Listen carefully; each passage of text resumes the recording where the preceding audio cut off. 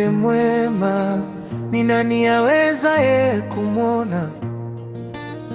Maana kima chake chapita kima cha marijani, moyo wa mumewe humwamini, wala hatakosa kupata mapato.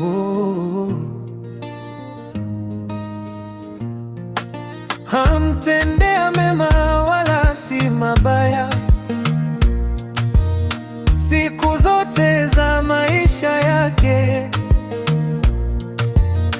Hutafuta sufu na kitani, hufanya kazi yake ya mikono kwa moyo.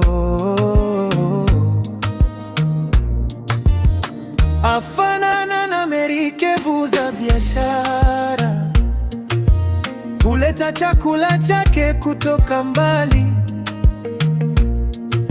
tena huamka kabla hujaisha usiku, huwapa watu wa nyumbani mwake chakula, na wajakazi wake sehemu zao.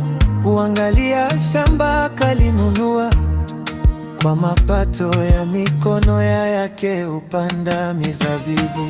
Hujifunga nguvu viunoni kama mshipi, hutia mikono yake nguvu.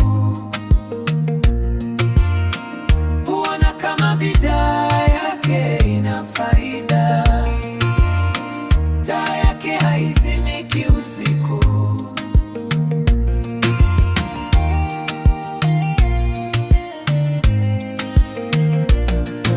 Hutia mikono yake katika kusokota, na mikono yake huishika pia. Huwakunjulia maskini mikono yake, na huwanyoshea wahitaji mikono yake. Hawahofi theluji watu wa nyumbani mwake, maana wote wa nyumbani mwake huvikwa nguo nyekundu.